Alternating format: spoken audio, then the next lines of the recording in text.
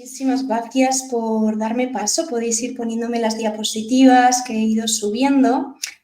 Así que bueno, en estos 35 minutos voy a intentar transmitiros información que para mí es esencial a nivel psicoterapéutico para ver cómo podemos abordar psicólogos, psicólogas cuando estamos delante de una persona que está viviendo violencia de género o ha vivido violencia de género. Y en la punta del iceberg, este iceberg también han hablado de él diferentes compañeras a lo largo del congreso, sobre todo ayer. Si en la punta del iceberg está esta vinculación traumática, esta violencia de género que se está viviendo en una relación, voy a ir explicando diferentes engranajes que existen debajo de este iceberg y que no son tan visibles, sin embargo son esenciales para poder ayudar a la persona a que pueda sanar sus heridas emocionales desde la raíz. Hablaré en primer lugar del trauma transgeneracional. Es importante entender que las vivencias que ha habido en mi árbol genealógico, en nuestro árbol genealógico, las violencias que ha vivido nuestra madre, nuestra abuela, tienen una relación directa con cómo yo hoy me estoy colocando en el mundo y lo que estoy viviendo. También hablaré del apego y de las heridas emocionales de infancia como experiencia más directa, también del sistema nervioso, el cual se va gestando desde que estamos en el vientre de la mamá, de manera que si la mamá está viviendo en un ambiente de violencia, eso va a dejar también una huella en nuestro propio sistema nervioso.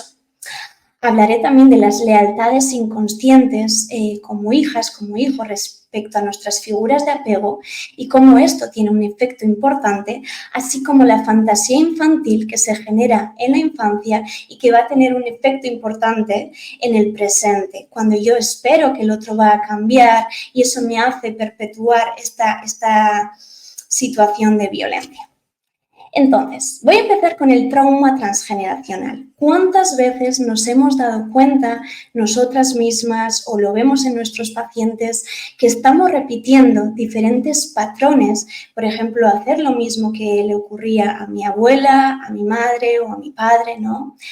Realmente estamos moviéndonos en piloto automático y no somos conscientes de por qué actuamos como actuamos, ¿no? Tenemos en nuestro interior un montón de información inconsciente que es la que nos gobierna. Y pensamos, por ejemplo, que si hemos tenido, por ejemplo, dos relaciones que han sido dolorosas, pensamos que la tercera vez no nos va a ocurrir lo mismo porque ya hemos analizado la situación. Sin embargo, nos damos cuenta que al principio esta relación es diferente, sin embargo, a medida que vamos avanzando, me sigo encontrando en el mismo agujero. Bien, lo que ocurre es que nosotras a nivel consciente podemos analizar la situación, pero como veremos son realmente nuestras heridas emocionales y nuestro inconsciente quienes eligen estas relaciones, ¿no? Y para ir poniendo aquí, aterrizando este tema, voy a poner algún ejemplo, ¿no? Imagina que tu abuela, que nuestra abuela, cuando vivía en su matrimonio, ¿sí?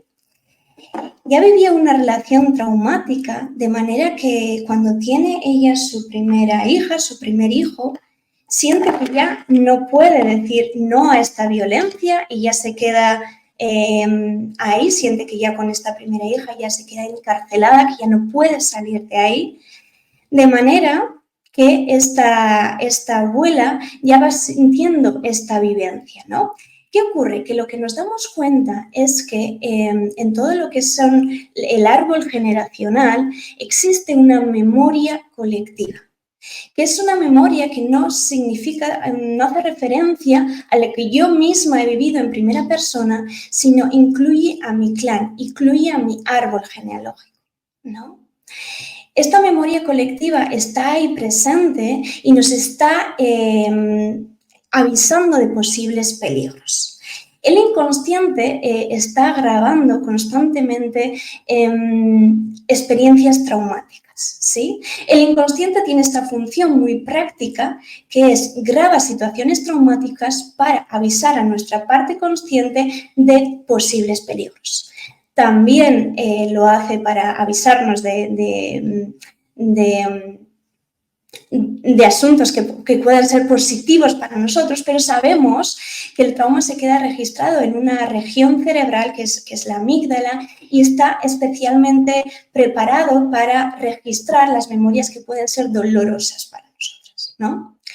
De manera que si esta abuela vive esta sensación de encarcelamiento en su relación de pareja y cuando ya tiene, por ejemplo, 4 o 5 hijos, ya siente que ya no tiene vida, que ella no se separa desde su matrimonio para darles un padre a sus hijos, de manera que es una abuela, una mamá que empieza a generar un resentimiento respecto a su vida, respecto a los hijos, ¿no? ¿Y qué ocurre? Que una de estas hijas ha podido ser nuestra madre, tu madre, vuestra madre, ¿no? De manera que esta madre ya viene con esa información, ¿no? de rechazo a la maternidad, y ahí es cuando se pueden ocurrir también pues abortos espontáneos, infertilidad, ¿no? Cuando nuestra madre está embarazada de nosotras, de nosotros, ¿no? Sabemos que estos síntomas pueden tener que ver cuando en nuestro árbol genealógico hay alguna información de que procrear, de traer vida, puede ser peligroso para nuestra supervivencia, para la del bebé, ¿no? Entonces, podemos volver a las diapositivas, ¿no? Entonces, vamos a hablar un poquito de la ciencia y la epigenética.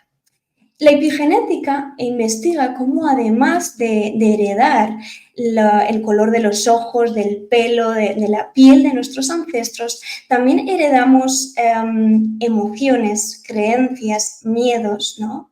Por ejemplo, Rupert Sheldrake habla de la resonancia mórfica y explica cómo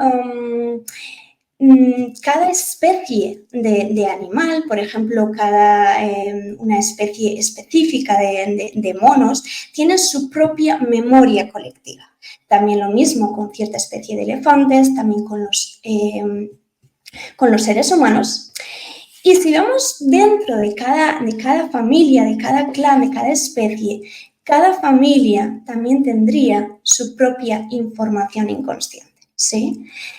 Hay, por ejemplo, otro experimento que es el siguiente. A unos ratones se les coloca en un laberinto y les generan una asociación en su cerebro. Por un lado, se les expone un cierto olor a cereza e inmediatamente se les implanta una descarga eléctrica, ¿no? De manera que estos ratones hacen esta asociación en su cerebro mediante el condicionamiento clásico, de manera que el olor a cereza ya desencadena hormonas de estrés, de cortisol en su sistema.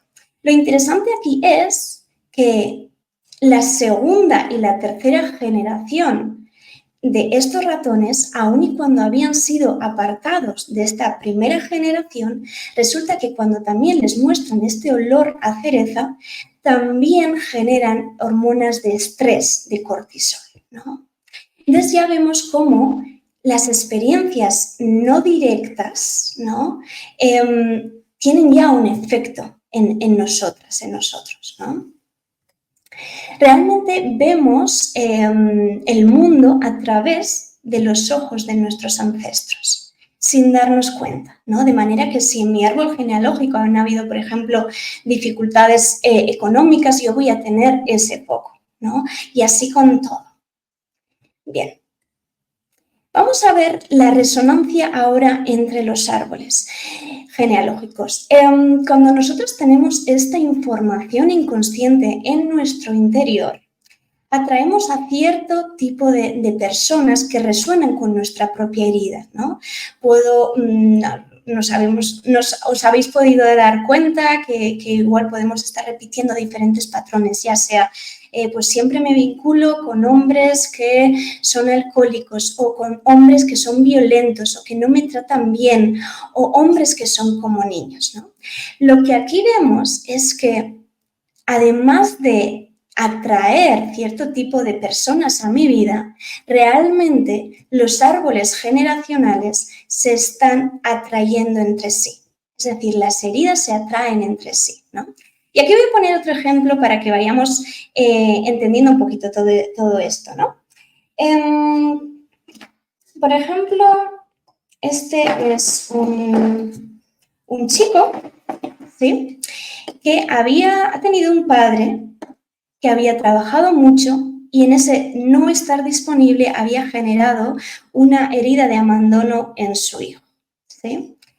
Estaba siempre trabajando, no estaba disponible y eso ha generado un efecto en el hijo, ¿no? ¿Qué ocurre? Que este hijo, cuando es adulto, se junta con otra mujer que casualmente, bueno, casualmente realmente no, tenía la misma herida. Ella también había tenido un padre que había estado trabajando mucho por intentar dar una mejor vida a sus hijos, a sus hijas, y en eso también ha generado una herida de abandono, ¿no? Este padre decía, pues yo el año que viene ya me voy a jubilar, ya me voy a retirar y entonces ya vamos a poder tener tiempo para ir a la playa, para disfrutar. Pero no ocurría esto hasta que llega un momento de que el padre enferma y fallece. Y esto genera una herida, ¿sí?, en su hijo, que es esta mujer, pero que lleva dentro de ella su herida emocional, ¿no? Igual que su pareja. ¿Qué ocurre? Que aquí se está repitiendo lo mismo. Esta pareja también pasa mucho tiempo en el trabajo y ella proyecta su propia herida en él y reclama esa presencia de él. ¿Qué pasa? Que para resolver nuestras heridas emocionales, luego hablaré un poquito del sistema nervioso, nuestras heridas, nuestra niña interior elige personas que nos conectan a nuestras figuras de apego.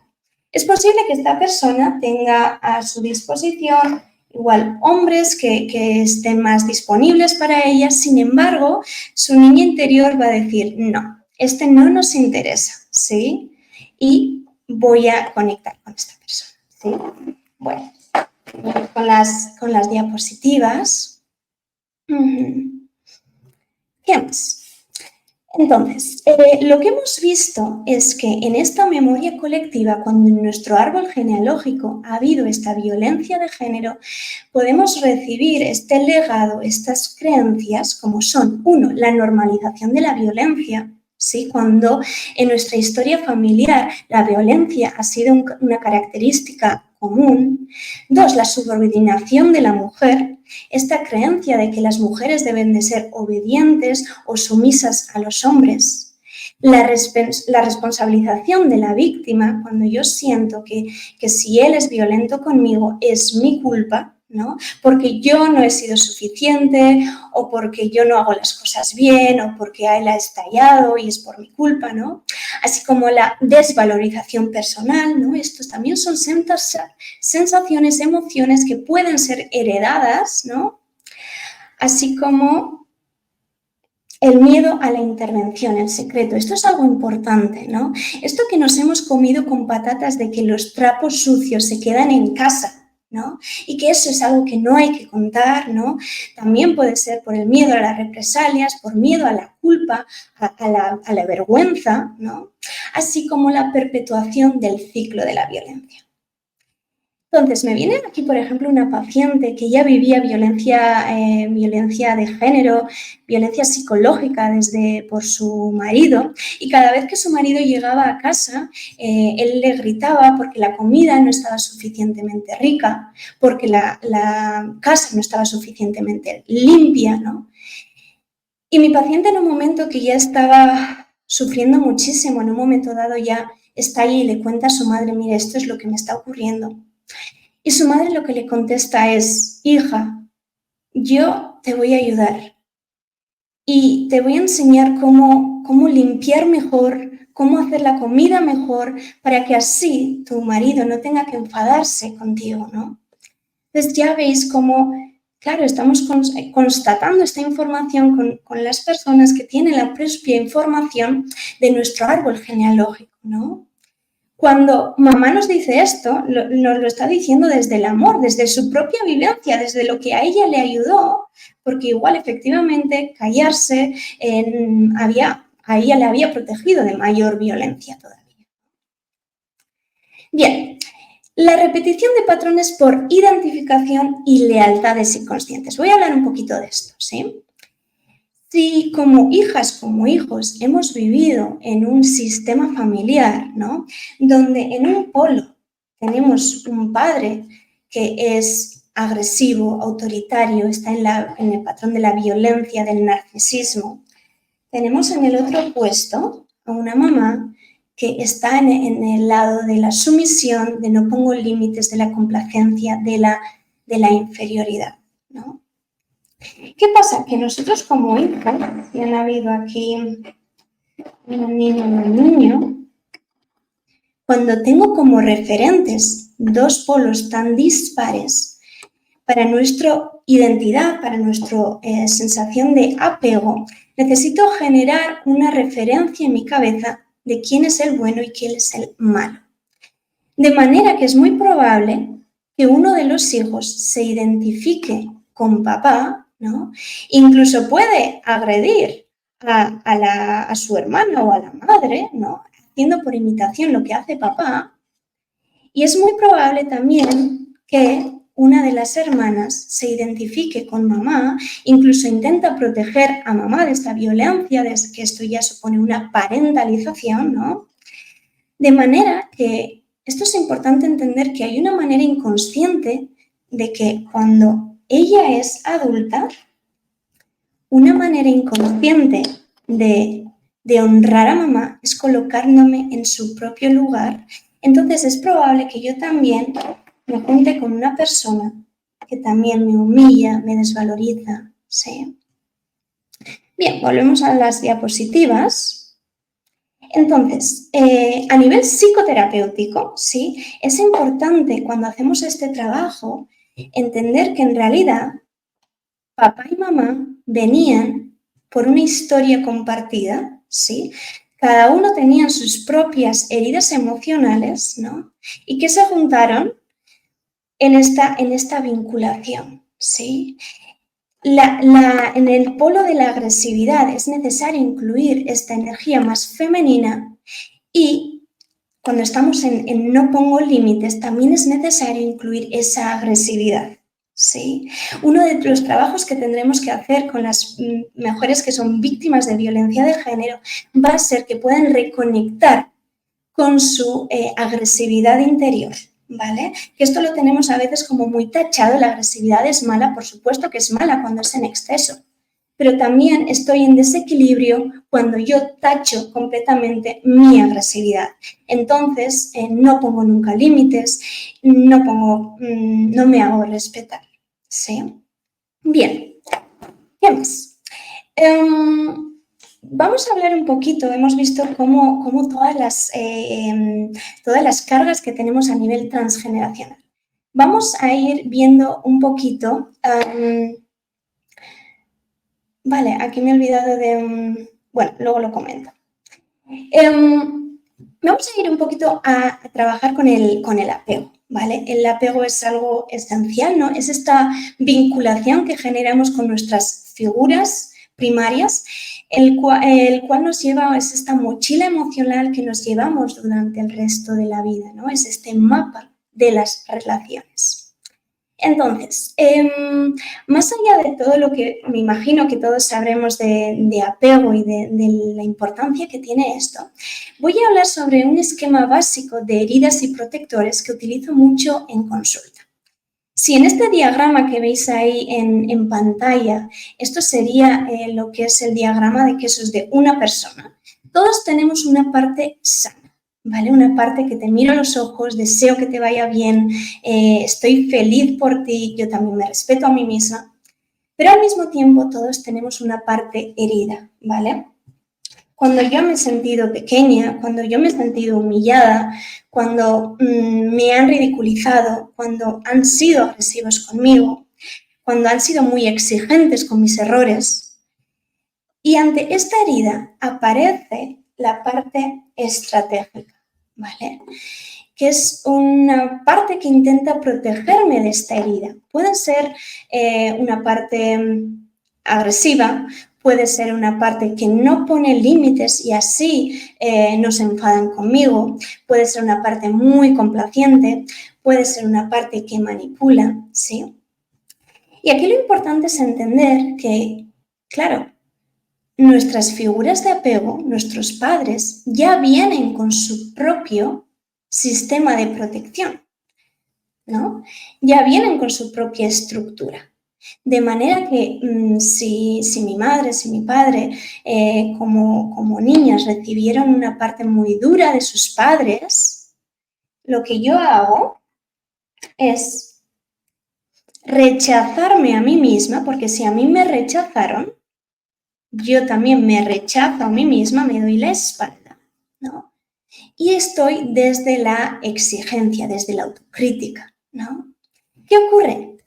Que eso que me protegió a mí, esa parte estratégica de la mamá, del papá, genera al mismo tiempo la herida de la hija. Y así es como se va reproduciendo una y otra vez este apego que se va transmitiendo. Bien, el apego, el pasado en el presente. Para mí es importante entender que todo lo que nos traen a consulta nuestros pacientes es nuevamente esa punta del iceberg y nos está dando la imagen de cuáles son sus heridas que tienen que ser sanadas de su raíz, nos está hablando de la imagen del pasado, ¿sí? El pasado no resuelto se proyecta en el presente. Y aquí voy a poner algunos ejemplos más, ¿bien? Esta es una persona, una paciente que ella llega a consulta porque ha vivido un conflicto a nivel laboral muy importante y muy doloroso para ella. Ella es científica y trabaja en un ambiente que hay mucha competición a nivel de compañeros, ¿sí?, de trabajo. Hay favoritismos por el equipo directivo, por los supervisores, ¿no? ¿Y qué es lo que ocurre? Que en una reunión de trabajo importante estaba como representante el equipo directivo y también estaban las supervisoras, ¿vale? La supervisora. ¿Qué ocurre? Que en esta reunión hay una acusación falsa a mi paciente, ¿no? Y todos se vuelven como un poco contra ella y ella siente que por mucho que se exprese, que se justifique, que explique su vivencia, no le creen y que además las supervisoras, con quien realmente suele tener una buena relación normalmente, en el contexto de la reunión le dan también la espalda, ¿sí?, y no le ayudan, no le apoyan. Bien, ¿qué creéis que nos está hablando? ¿Qué nos está contando este paciente de lo que hay debajo del iceberg? Bien. Esta paciente, cuando ella era niña, ¿sí?, había vivido con un papá que era violento, ¿sí?, y que estaba constantemente haciendo acusaciones, y ante eso ella sentía que su madre también la acusaba a ella. Su madre no sabía defenderse del papá y también le acusaba a ella, de manera que ella tenía que estar constantemente justificándose y no servía para nada. Yo puedo llorar, yo puedo expresarme, pero aún así mi madre no es compasiva conmigo. Y eso es lo que estaba representando esas supervisoras, ¿no? Esa sería la representación, la mamá sería esta. Y por último, los compañeros harían referencia a los iguales, a los hermanos, bueno, a las hermanas y los hermanos, ¿no? Quienes ante ese ambiente donde había dos papás que tenían sus propias heridas emocionales, ellos habían tenido que generar también mecanismos de defensa de competición, ¿sí? Bueno, podemos volver a las... no, perdón, voy a contaros otro ejemplo, para que veamos que las representaciones no tienen por qué coincidir en sexo, ¿sí? Que llega a consulta porque tiene un conflicto con su pareja, ¿sí? Y la expareja de su pareja, ¿vale? Esta es la expareja de su pareja, quienes tienen un perro en común, ¿vale? Voy a utilizar este para representar el perro. Entonces, ¿qué ocurre aquí?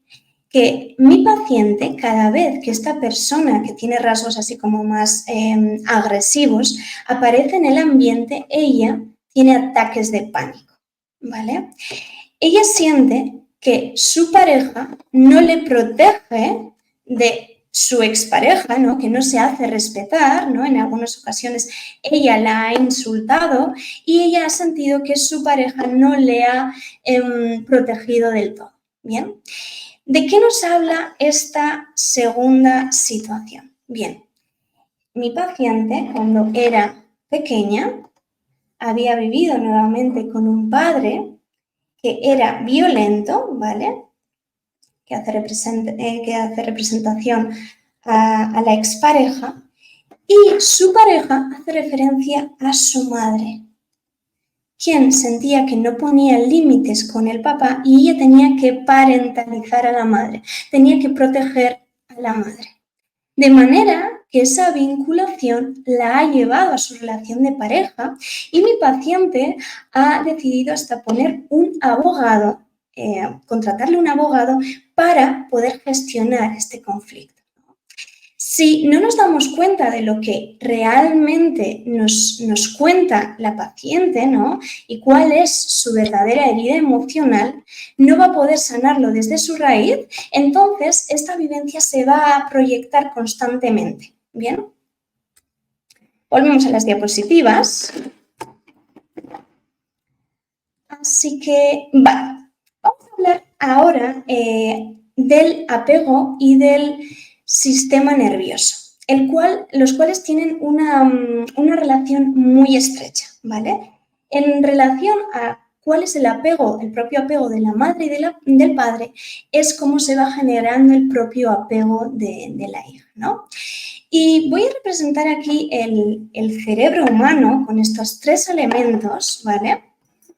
Nuestro cerebro tiene estas tres capas, ¿vale? De manera un poco metafórica, ¿no? Porque esto es mucho más complejo a nivel de neurociencias. Entonces, en la base del cráneo tenemos el cerebro reptiliano, que es el cerebro más automático, es acción-reacción, no necesita de conciencia. Luego se ha desarrollado el cerebro límbico emocional, que lo compartimos con otros animales, ¿no? Mamíferos, y es el cerebro de las emociones. Y el cerebro más moderno es el córtex órbitofrontal. Es el propio del lenguaje y por el cual podemos reflexionar sobre nuestro comportamiento, por ejemplo, ¿no? ¿Qué ocurre? Que cuando el bebé nace, cuando somos niños, esta parte no la tenemos. Solo tenemos el cerebro inferior desarrollado.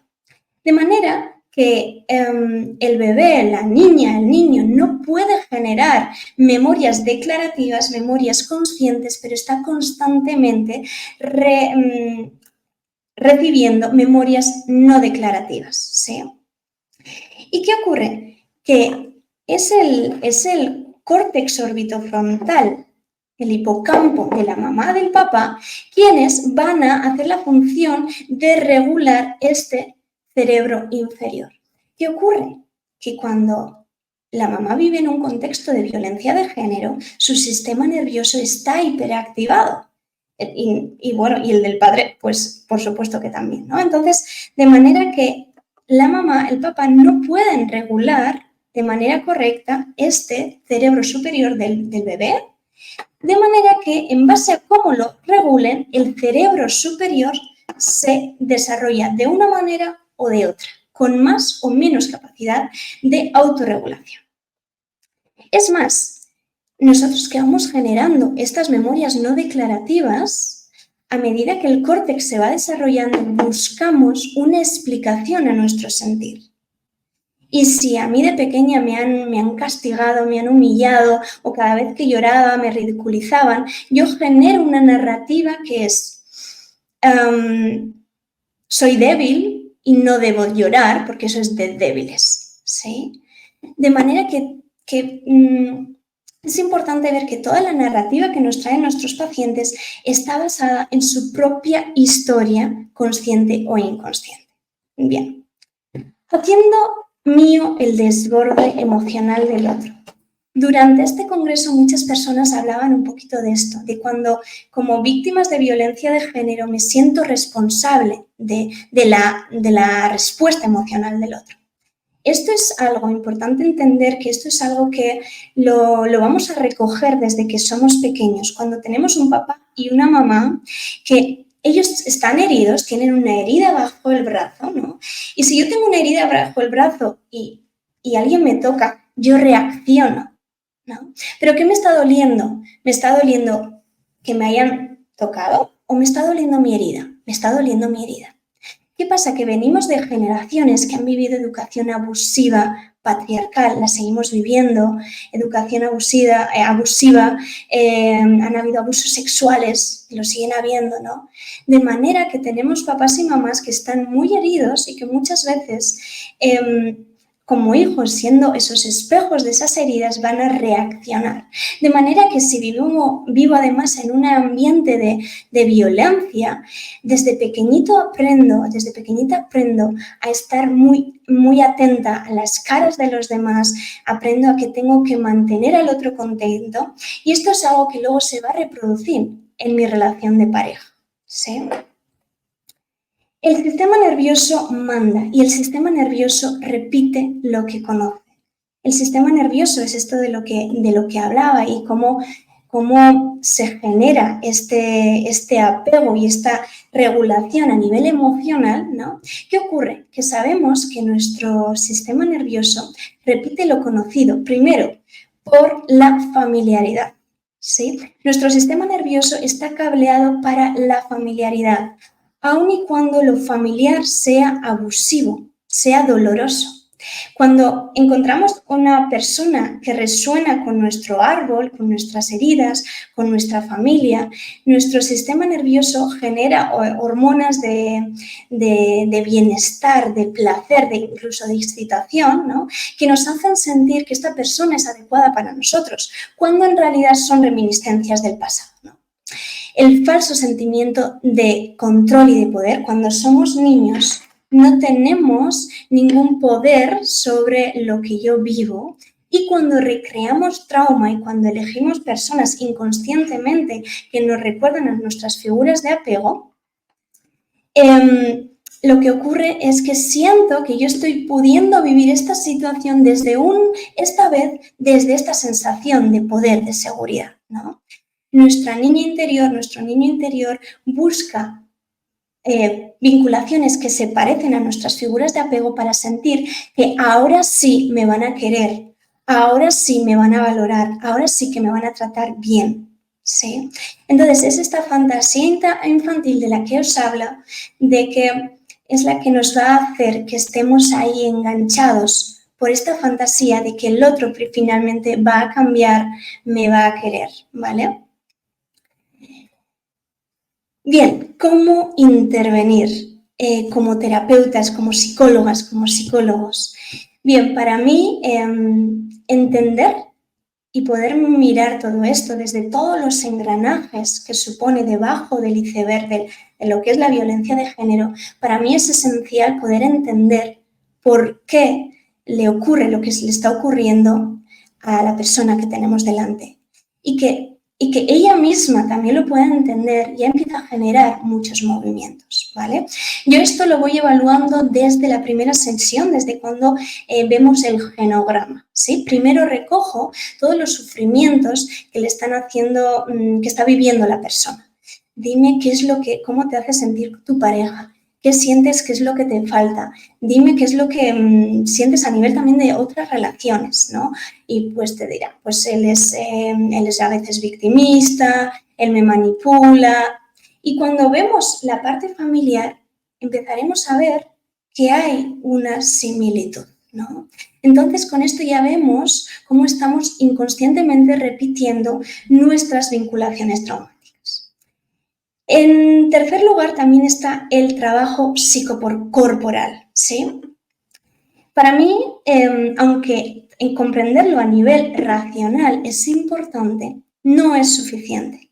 Es también necesario que nuestro sistema nervioso, nuestras otras capas del cerebro, también puedan sentir que decir no, que hacerme respetar, que poner límites, que irme de una relación que me tratan mal es seguro, ¿sí? Y para eso tendremos que liberar esas lealtades inconscientes.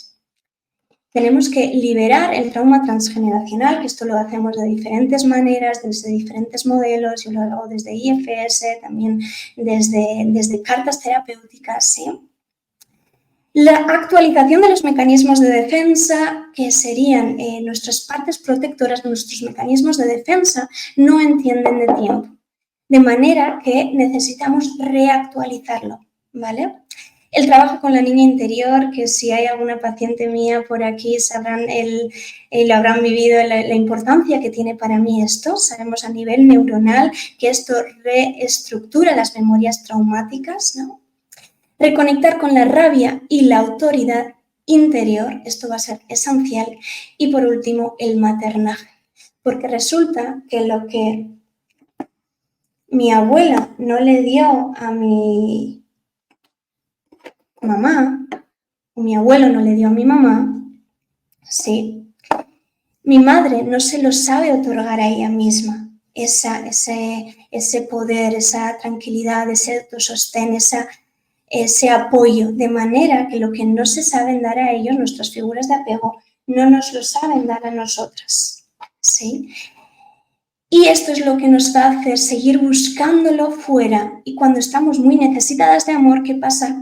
Que es más fácil poder entrar en relaciones que son traumáticas, ¿sí? De manera que una parte esencial va a ser cuando hacemos este maternaje, esto ya es en etapas avanzadas de la terapia y cuando podemos hacer este trabajo de maternarnos a nosotras mismas. Así que bueno, por último, comentar que yo estoy preparando mi propia formación para terapeutas, para psicólogos que se quieran formar en mi propio modelo psicoterapéutico, en el método Sanace, el cual incluye el sistema nervioso, el apego, las neurociencias, el trauma transgeneracional, las heridas emocionales y la terapia psicocorporal, ¿vale? Así que bueno, me podéis seguir en redes sociales, Aya Psicología es la que siempre es, ya sea la web, también es ayapsicología.com, Instagram, y estoy encantada de que me escribáis cualquier comentario, cualquier duda, estoy encantada de que me escribáis a Instagram, por mensaje directo, incluso tenéis ahí también el botoncito colgante de WhatsApp en mi página web, estoy encantada de ayudaros, de poder resolver dudas y de también hacer red entre otras compañeras y compañeros. Así que bueno, espero que os haya podido aportar esta visión. Ha sido todo un placer. Muchísimas gracias.